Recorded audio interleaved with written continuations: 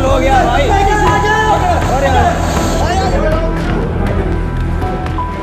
दिल्ली के ओल्ड राजेंद्र नगर के coaching basement में पानी भरने से 3 छात्रों की मौत के बाद हंगामा मचा हुआ है। हादसे के बाद छात्र इस मामले में कड़े एक्शन की मांग कर रहे हैं। वहीं जिस कोचिंग सेंटर के बेसमेंट में हादसा हुआ है उसके मालिक और कोऑर्डिनेटर को पुलिस ने गिरफ्तार भी कर लिया है। इस हादसे को लेकर दिल्ली के उपराज्यपाल वीके सक्सेना ने ट्वीट किया है। उन्होंने इस हादसे पर लिखा कि मैंने संभागीय आयुक्त से मंगलवार तक घटना के हर पहलू को शामिल करते हुए एक रिपोर्ट सौंपने को कहा है। हालांकि प्रशासन की उदासीनता और कोचिंग संस्थान चलाने वालों के आपराधिक कदाचार के कारण खोए गए अनमोल युवाओं के जीवन को कोई भी वापस नहीं ला सकता है।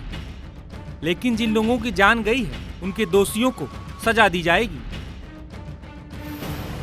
वहीं इस हादसे के बाद एक चौंकाने वाली जानकारी भी सामने आई है। मीडिया रिपोर्ट्स के मुताबिक जिस बेसमेंट में पानी भरने से 3 छात्रों की मौत हुई है उसकी शिकायत 1 महीने पहले ही की जा चुकी थी। हालांकि शिकायत के बाद भी किसी तरह की कार्रवाई नहीं की गई, जिसकी वजह से ये दर्दनाक हादसा हुआ और 3 छात्रों को अपनी जान गंवानी पड़ी।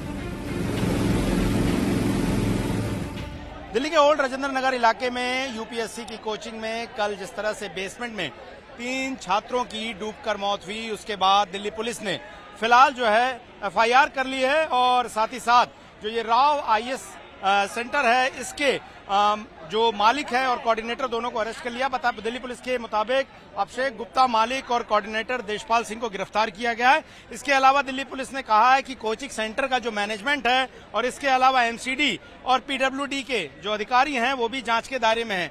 अभी तक जो जानकारी मिली है उसके मुताबिक 3 छात्रों की मौत हुई है, जिसमें श्रेया यादव यूपी के अंबेडकर नगर से, इसके अलावा तानिया सोनी तेलंगाना और नेविन डेल्विन केरला के एर्नाकुलम से रहने वाले थे। अगर अभी आप स्थिति ग्राउंड पर देखें तो यहाँ पर जो नाराज छात्र हैं, आक्रोशित छात्र हैं, वो लगातार यहाँ पर प्रदर्शन कर रहे हैं। सबसे पहली मांग उनकी इस मामले में एफआईआर कराए जाने की थी। फिलहाल कोचिंग सेंटर के मालिकों के खिलाफ एफआईआर कर दी गई है और एमसीडी और सरकारी कर्मचारियों के खिलाफ जो अभी कार्रवाई है वो फिलहाल अभी जो है वो बाकी नजर आ रही है। लेकिन छात्र आक्रोशित है और जाहिर तौर पर कोई भी छात्र जो है अपनी पढ़ाई का नुकसान नहीं चाहेगा। लेकिन जिस तरीके के यहाँ पे हादसे हुए हैं और जिस तरह के हालात बने हुए हैं, एमसीडी और पीडब्ल्यूडी जागा है, ड्रेनेज सफाई होना शुरू भी है। लेकिन जो जानकारी मिली थी कि उसके मुताबिक जो ये राव स्टडी सर्किल कोचिंग है इसके बेसमेंट में जहां पर सिर्फ स्टोरेज की इजाजत फायर डिपार्टमेंट की तरफ से, म्युनिसिपल कॉर्पोरेशन की तरफ से मिली थी, वहां पर स्टोरेज की जगह जो है बाकायदा लाइब्रेरी चलाई जा रही थी, कोचिंग क्लासेस चलाई जा रही थी, जो कि नियमों के खिलाफ है। और अब इस खुलासे के बाद का असर यह है कि इस इलाके के तमाम बेसमेंट में चलने वाली कोचिंग और व्यावसायिक प्रतिष्ठान बंद तो हो रहे हैं, लेकिन सवाल यही है कि ये कब तक होगा, कितने दिन तक होगा और क्या छात्रों को दोबारा इस तरह की मुश्किलों का सामना नहीं करना पड़ेगा, ये सवाल जरूर बना हुआ है। एमसीडी, बीजेपी और तमाम लोग एक दूसरे पर आरोप लगा रहे हैं, लेकिन जाहिर तौर पर बड़ी जिम्मेदारी दिल्ली नगर निगम, फायर डिपार्टमेंट, पीडब्ल्यूडी के कर्मचारियों की ही थी, जिनकी मिली भगत से ये हादसा हुआ और 3 छात्रों को असमय अपनी जान गंवानी पड़ी। वहीं इस हादसे के बाद इस पर राजनीति भी तेज हो गई।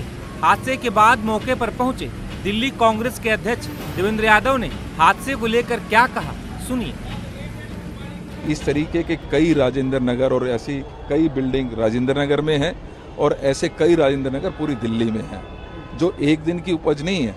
ये साल दर साल इनका अनदेखी की गई, लोगों को ये अनप्लान्ड तरीके से डेवलप करने दिया गया। इनमें इस तरीके के इंस्टीट्यूट और विभिन्न अन्य जो कारोबार हैं वो करने की इजाज़त दी गई।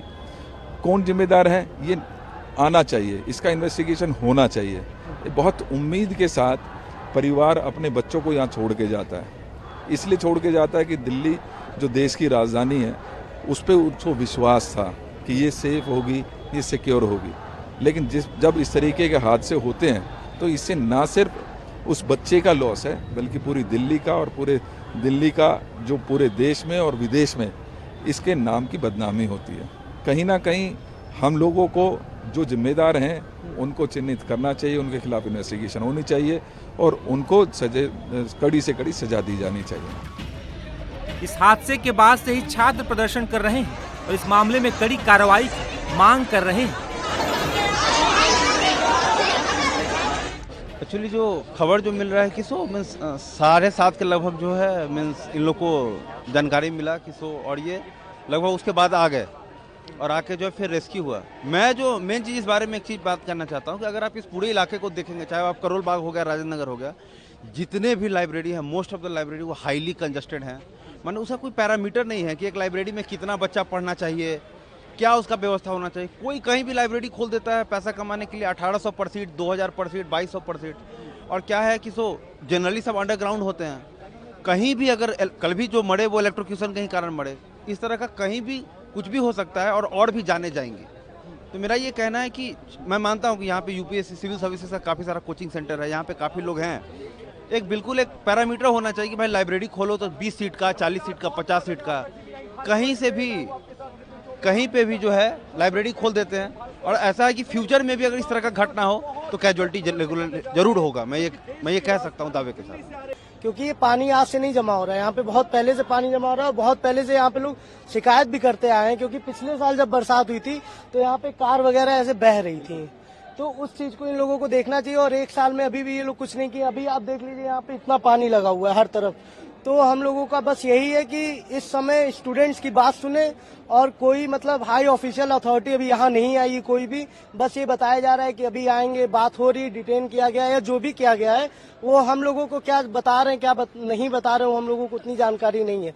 बस ये चीज है कि जो चीज लीगल तरीके से चल रही है उसको बंद कराया जाए। यहाँ पे स्टूडेंट आ रहे हैं, यहाँ रह रहे हैं, पढ़ रहे हैं, हम लोगों की वजह से यहाँ का चल भी रहा है जो भी चल रहा है। तो एक अच्छे तरीके से क्या होता है लीगल चीज उस तरह करते रहे। हर चीज में जब आप लीगल कर रहे हैं तो यहाँ भी आप देखिए ना। बता दें कि इस हादसे के बाद से ही एमसीडी सवालों के घेरे में है और उसे लेकर कई सवाल उठ रहे हैं। आप ये देखिए नालों की स्थिति देखिए, यहाँ पर ये देखिए, यहाँ पर जिस तरीके से साफ सफाई की जा रही है। और अब यहाँ पर नालों से जो पानी और सिल्ट निकालने की कोशिश भी जो है वो लगातार हो रही है। लेकिन सवाल ये है कि अब तक जब ये हादसा होने वाला था तब ये सारे लोग कहाँ मौजूद थे। और आप देखिए मोटी मोटी पाइपें लगाकर यहाँ पर सीवर को जो है लगातार साफ करने की कोशिश जो है ये की जा रही है। इस तरह की ये मैनहोल्स जो हैं वो ओल्ड राजेंद्र नगर के इलाके में थे, जो कि पूरी तरह से भरे हुए थे, और इनको साफ करने की कोशिश जो है वो इससे पहले बिल्कुल नहीं की गई। लेकिन सवाल ये है कि इससे पहले यहाँ पर सफाई कब हुई थी? ये इससे पहले भाई साहब सफाई यहाँ कब हुई थी? कौन है आप लोग के साथ यहाँ पर? तो यहाँ पर ये तमाम लोग हैं, इनके पास ये जवाब नहीं है कि सफाई कब हुई थी। भाई साहब एमसीडी से हैं आप? ये बताइए क्या नाम है आपका? रंजीत सिंह। ये बताइए कि यहाँ साफ सफाई कब हुई थी आखिरी बार, जो आज हो रही है बच्चों की मौत होने के बाद? नहीं, साफ सफाई तो फिर सर होती रहती है। तो आरोप तो यही लगा आपके दुर्गेश पाठक और आम आदमी पार्टी के लोग बोल रहे हैं कि यहाँ साफ सफाई नहीं हुई इतने सालों में। साफ सफाई हम कार्रवाई करेंगे। नहीं, होती रहती है सर साफ सफाई। बारिश के पहले कब हुई थी यहाँ सफाई? बारिश से पहले अभी मतलब हफ्ते 10 दिन पहले सफाई हुई है। तो ये फिर इतना सारा सिल्ट और ये सब कहाँ? सर अब जब बारिश होगी तो फिर तो ये इतनी तो बारिश दिल्ली में होती भी नहीं है जितनी सर हो रही है। नहीं, बारिश नहीं, तो हो ही रही है। तो ये साफ सफाई कब, क्या नियम है, कितने समय में होनी चाहिए?